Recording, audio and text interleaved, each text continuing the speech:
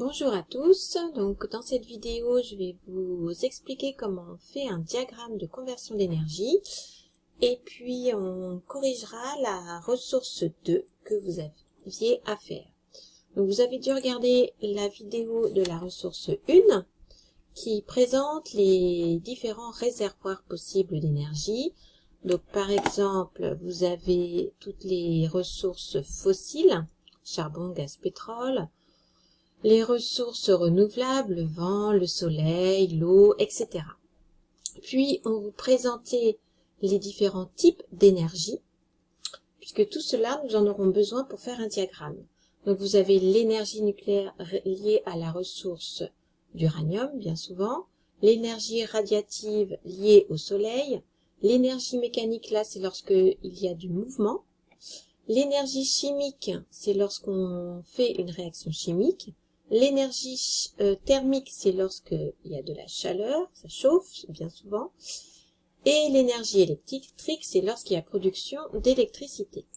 Donc pour faire un diagramme, vous avez dû voir que dans un rectangle, on présente le réservoir. Dans un ovale, on présente le convertisseur. Donc ensuite, il faut se poser la question, quelle énergie fournit le réservoir ?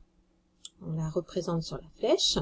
Et ensuite, le convertisseur, il transforme cette énergie en une autre. Voilà, laquelle. Et souvent, il y a des pertes qui sont de l'énergie thermique. Voilà, donc la ressource 2, c'était lié aux centrales solaires. Donc vous avez dû regarder la vidéo, lire les documents, etc. Donc cette centrale, il fallait construire le diagramme d'énergie, de conversion d'énergie. Alors là, vous avez une correction très détaillée, puisque vous avez le soleil qui est une ressource d'énergie radiative. Ensuite, on a le module photovoltaïque qui va transformer cette énergie radiative en énergie électrique avec des pertes de l'énergie thermique. Et puis, vous avez la partie onduleur qui transforme simplement le courant continu en courant alternatif pour l'envoyer ensuite dans les lignes électriques jusqu'à chez vous. Et il y a aussi au niveau de l'onduleur des pertes thermiques. Alors ce diagramme est un peu complexe, on peut en faire un plus simple, puisque vous voyez que l'onduleur n'est pas vraiment un convertisseur, puisque à l'entrée on a de l'énergie électrique et en sortie également de l'énergie électrique. Donc pour simplifier, on peut faire plutôt ce diagramme. Donc pareil, la ressource est le soleil, il produit de l'énergie radiative qui est reçue par le panneau photovoltaïque et ce panneau convertit l'énergie radiative en énergie électrique et il y a des pertes en énergie thermique, ça nous l'avions déjà vu précédemment. Alors ensuite, il fallait, vous aviez l'exemple de la centrale photovoltaïque près de Bordeaux et il fallait donc calculer le rendement de cette centrale. Donc avant cela, il fallait bien sûr calculer l'énergie radiative que reçoit cette centrale et l'énergie qu'elle produit. Vous aviez ces documents. Alors, on va s'intéresser en premier par le calcul de l'énergie radiative. Alors, la centrale est près de Bordeaux. Donc voilà, sur le document 2, nous trouvons facilement la ville de Bordeaux qui est donc située dans la zone orange ici. Or, on voit que dans cette zone orangée, l'énergie du rayonnement solaire est de 1350 à 1490.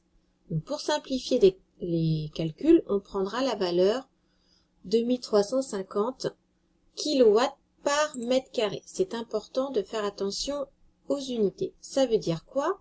Ça veut dire que un panneau de 1 mètre carré reçoit du soleil une énergie de 1350 kWh. Or, la centrale a plus d'1 mètre carré de panneau. Dans le document 1, nous voyons qu'elle a une surface de 200 hectares. Cette surface est en hectares. Pour pouvoir calculer l'énergie radiative, je vais devoir transformer les hectares en mètres carrés. Vous aviez l'information ici, que j'ai remise ici. Voilà. Donc ça vous fait que 200 hectares, ça vous fait 2 millions de mètres carrés. Donc, comme il y a beaucoup de zéros, j'ai écrit en puissance de 10. Ça fait 2 fois 10 exposant 6 mètres carrés. Ça, c'est la surface de panneaux solaires en mètres carrés de la centrale.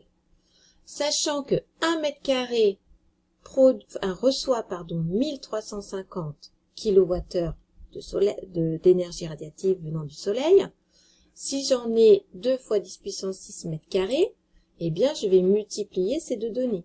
Donc, au total, la centrale près de Bordeaux va recevoir comme énergie provenant du soleil la valeur suivante, 2,70 fois 10 puissance 9 kWh.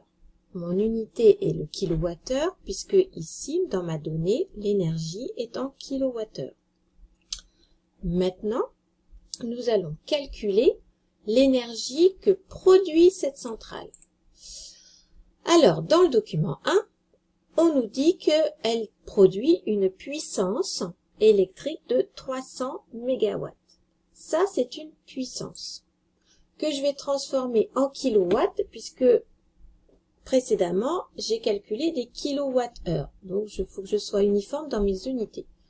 Donc, 300 MW, ça nous fait 300 000 kW.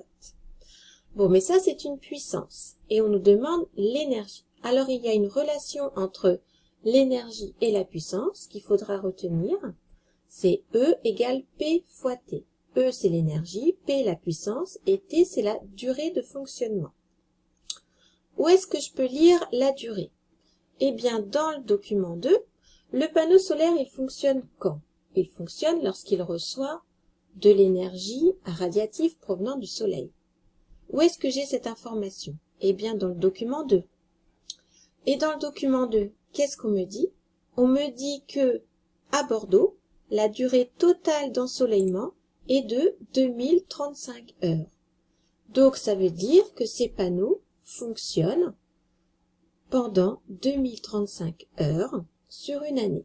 Donc, ça, c'est ma durée. Donc, ça va être la valeur de T ici. Donc, pour calculer l'énergie électrique produite par cette centrale, je prends la puissance en kilowatts et je multiplie par la durée qui est en heures. Donc, j'aurai une énergie de 6,105 fois 10 exposant 8 kWh. D'ailleurs, je m'aperçois que j'ai oublié le heure ici. Ça, c'est en kWh. Donc, j'ai réussi à calculer l'énergie radiative que donne le soleil au panneau et je viens de calculer l'énergie électrique que produit ce panneau. Je vais pouvoir donc en déduire le rendement. Le rendement, c'est toujours l'énergie électrique divisée par l'énergie radiative. C'est toujours l'énergie utile divisée par l'énergie reçue. Une fois que vous avez fait le diagramme de conversion d'énergie, c'est très simple d'avoir la formule du rendement.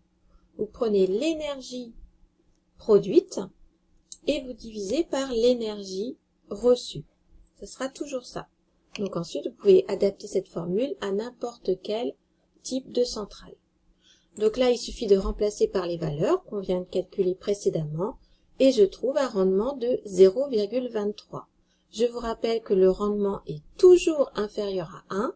Donc vous voyez qu'ici, le rendement est faible puisqu'on avait vu en classe que les panneaux solaires ont beaucoup de pertes en énergie thermique. Donc forcément, leur rendement va être peu élevé. Voilà, je vous remercie de votre attention.